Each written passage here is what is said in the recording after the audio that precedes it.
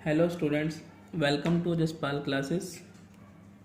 आज हम करेंगे चैप्टर फर्स्ट नंबर सिस्टम का एक्सरसाइज 1.3। इसका फर्स्ट क्वेश्चन है write the following in decimal form, say what kind of decimal expression each has. मतलब हमें इसको बताना है डिवाइड करने के बाद कि ये जो पॉइंट में हमारा आंसर आएगा इसका एक्सप्रेशन बताना है हमें इसका। ओके, तो हमारा फर्स्ट क्वेश्चन है 36/100। तो 100 को आप 36 से डिवाइड कीजिए। मैंने यहाँ पे करके दिखाया रफ में। 100 लेंगे अंदर 36 और यहाँ पे एक डिजिट कम है तो एक ज़ीरो लगाएंगे, ऊपर 0 पॉइंट लगेगा और इसको हम डिवाइड कर लेंगे। तो डिवाइड करने में हमारा आंसर आता है 0.36। तो ये हमारा आंसर आगे और रिपीट नहीं हो रहा, यहाँ तक हमारा पूरा आंसर निकल चुका है 0.36। तो इस कंडीशन में इसको बोलते हैं ये है टर्मिनेटिंग। ओके, हमारा नेक्स्ट क्वेश्चन है इसी का सेकेंड पार्ट 1/11। 1 अगर 11 को हम डिवाइड करते हैं तो हमारा आंसर आता है 0.09 बार। बार का मतलब है ये आंसर आगे 999 रिपीट होता रहेगा, तो इसलिए ये टर्मिनेटिंग नहीं होगा, ये हमारा होगा नॉन टर्मिनेटिंग रिपीटिंग, क्योंकि ये रिपीट होता जाएगा इसकी वैल्यू। थर्ड क्वेश्चन में फर्स्ट ऑफ ऑल पहले इसको मिक्स फ्रैक्शन में दिया हुआ है, इसको पहले इम्प्रॉपर फ्रैक्शन में कर लेंगे। 8 को 4 से मल्टीप्लाई करके +1 33/8 कर लेंगे और इसको डिवाइड करने के बाद हमारा आंसर है 4.125। तो ये आगे रिपीट नहीं हो रहा है, यहाँ तक हमारा आंसर पूरा पॉइंट के बावजूद भी निकल चुका है। तो ये इस कंडीशन में इसे हम कहेंगे टर्मिनेटिंग, क्योंकि आगे रिपीट नहीं हो रहा है इसलिए। थर्ड क्वेश्चन के बाद हमारा फोर्थ है उसका पार्ट 3/13। तो इसका आंसर भी ऐसे आप डिवाइड करके इसको देखेंगे तो ये रिपीट होगा। मैंने इसको भी आपके लिए करके दिखाया है साइड में रफ में। 13 को 30 से पहले मैंने इसको किया 26 आया 2 पे 0 पॉइंट, क्योंकि हमने 0 लिया है इसलिए। तो इसको मैंने डिवाइड करते गया, हमारा आंसर आया 230। यहाँ पे एक मैंने 0 इसलिए लगाया है क्योंकि मैंने एक्स्ट्रा 0 लिया है, क्योंकि दो 0 लेते हैं तो यहाँ पे एक 0 एक्स्ट्रा लग जाता है इसलिए। तो उसके बाद 13 7 91। तो ये आगे हमारा आंसर निकल चुका है 9 तक। और फिर मैंने आगे थोड़ा सा और किया आपको दिखाने के लिए कि देखिए हमारा आंसर फिर रिपीट हो रहा है, यहाँ से 2 3 फिर ये 2 3 आगे आने लग गया, इसलिए मैंने इसको आगे और नहीं किया, ये निकलता जाएगा ऐसे ही।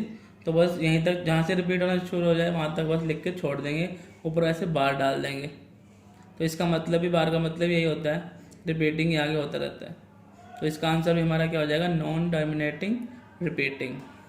फिफ्थ पार्ट 2/11, इसका भी 0.18 बार, ये भी नॉन टर्मिनेटिंग रिपीटिंग है। मतलब कि किसी भी हमारे क्वेश्चन में डिवाइड करने के बाद अगर हमारा पॉइंट के बाद आंसर निकले जा रहा है आगे तक और दोबारा रिपीट हो रहा है तो उसे हम नॉन टर्मिनेटिंग लिख देंगे और रिपीटिंग लिख देंगे साथ में। अगर वो डिवाइड करने के बाद, भले ही डिवाइड करने के बाद पॉइंट के बाद वो 1 2 3 4 डिजिट तक निकल रहा है तो उसके बाद आगे पूरा निकल गया तो तब हम इसको फिर भी टर्मिनेटिंग लिखेंगे। जैसे हमारा ये लास्ट पॉइंट है 6 पॉइंट, इसमें है इसका आंसर है 0.8225। बस यहाँ तक ये डिवाइड करने के बाद हमारा क्लोज हो गया था, इसलिए ये टर्मिनेटिंग में। अगर ये रिपीट होता तो हम इसको नॉन टर्मिनेटिंग में डालते।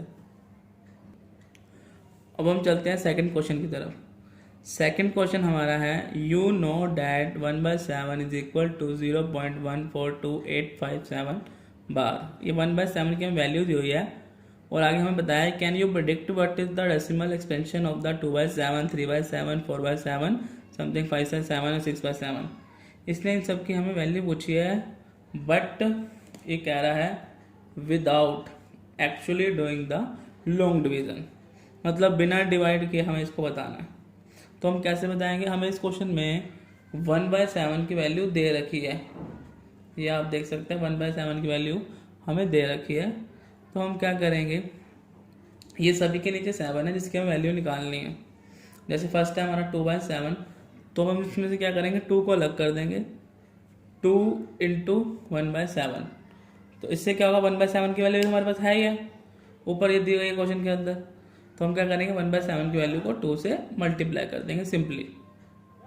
तो 2 से मल्टीप्लाई करने के बाद हमारा आंसर ये आ जाएगा। और जैसे इसको बार लगा रहने देंगे। ऐसे बाकी की सारी वैल्यू 3/7 4/7 5/7 और 6/7 सब में से आप 1/7 को अलग करेंगे और जो डिजिट बची है 3 4 5 उनसे आप मल्टीप्लाई कर देंगे तो आपका ये आंसर निकल जाएगा। अगर एग्जाम में इसके अलावा कोई और क्वेश्चन भी आता है, अगर किसी की वैल्यू दे रखी है आपको, तो आपको कुछ नहीं करना। अगर नीचे के बेस सेम है तो उस ऊपर वाला नंबर अलग कीजिए और जिसकी वैल्यू आपको दे रखी है उसके साथ मल्टीप्लाई करिए, सिंपली आपका सॉल्व हो जाएगा।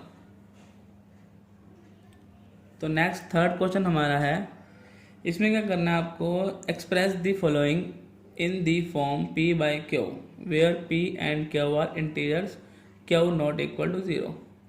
हमें ये क्वेश्चन में दिया हुआ है 0.6 बार, तो हमें इसको p बाई क्यू के रूप में लिखना है, फ्रैक्शन के रूप में, और q नॉट इक्वल टू 0 होना चाहिए। तो इसके लिए क्या क्या करेंगे आप, मैं आपको बताता हूँ। लेट, पहले आप क्या करेंगे, x मान लेंगे, जो वैल्यू हमें दी हुई है 0.6 बार को x मान लेंगे, ये हमारी हो जाएगी इक्वेशन फर्स्ट। तो उसके बाद क्या करना है, हमें दोनों तरफ मल्टीप्लाई करनी है 10 से। In equation first both side multiply bye 10, हमें दोनों साइड 10 से मल्टीप्लाई करनी है। 10x 6.6 बार, 10 से मल्टीप्लाई करने पे आपका ये आ जाएगा। तो इसको हमारे मान लेंगे सेकंड इक्वेशन। अब आपको दोनों इक्वेशन को सब्सट्रैक्ट करना है, दोनों को subtract equation 2 from equation first. आपको इक्वेशन 2 को 1 में से माइनस कर देना है। 10x minus x is equal to 6.6 bar minus 0.6,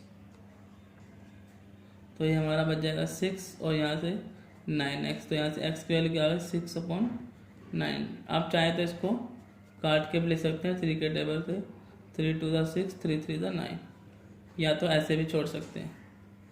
तो सो हमारे यहाँ से वैल्यू क्या आ गई, 0.6 बार की वैल्यू आ गई 6/9, या तो आप अगर काट के लिखेंगे तो 2/3 हो जाएगी। आप इन दोनों में से कोई सा भी आंसर लिख सकते हैं।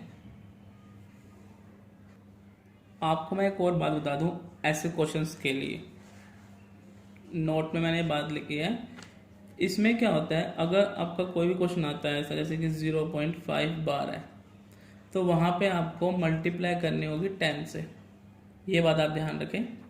और अगर कोई 2 डिजिट वाला है, 2 के ऊपर बार है, तो मल्टीप्लाई करेंगे 100 से, और अगर 3 डिजिट के ऊपर बार है तो मल्टीप्लाई करेंगे 1000 से। ये आपको बात याद रखनी है। अगर आपको ये 3 बातें याद है तो आप इसका कोई भी क्वेश्चन सॉल्व कर लेंगे।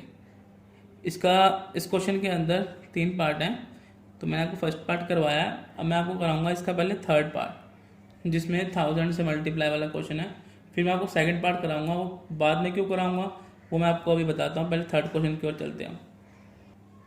इस पेज पे मैंने दोनों ही क्वेश्चन सॉल्व किए हुए हैं आपके लिए, बट सेकंड पॉइंट कराने से पहले मैं आपको थर्ड बताऊंगा।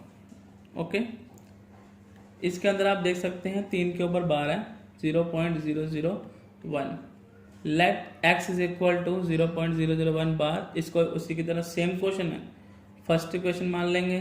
फिर उसी की तरह equation first both side multiply by 1000। बस ये ही ध्यान रखना है आपको, जो मैंने नोट में बताया था, यहाँ 1000 से मल्टीप्लाई करनी है। क्यों?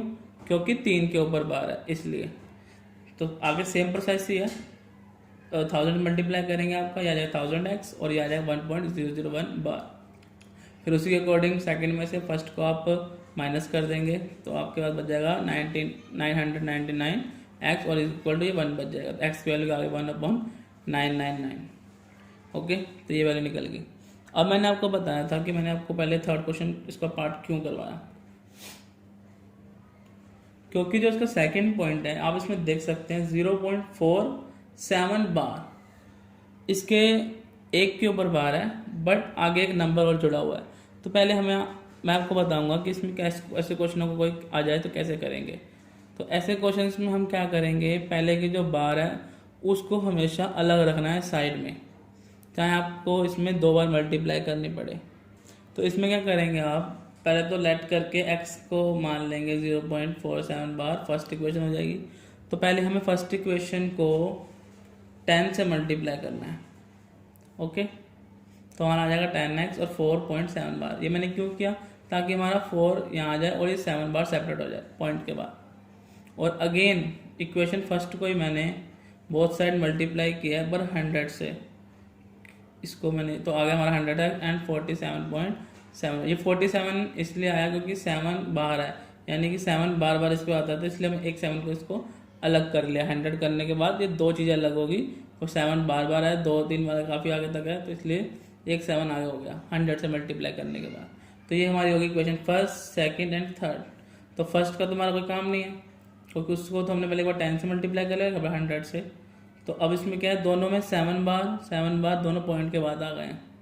तो अब इसमें क्या करेंगे हम, सेम प्रोसेस पहले की तरह, थर्ड इक्वेशन को फर्स्ट सेकंड इक्वेशन में से माइनस कर देंगे। 100x माइनस 10x 90x, और इसको माइनस किया हमने 47.7 बार माइनस 4.7 बार को, तो 43 हमारा आ गया। तो x की हमारी वैल्यू क्या आ गई, 43/90। सो 0.47 बार की हमारी वैल्यू क्या हो गई इन p/q, 43/90। ओके स्टूडेंट्स, हम नेक्स्ट वीडियो में मिलेंगे आपके साथ। हमारे चैनल को सब्सक्राइब कीजिए आने वाली अपडेट के लिए।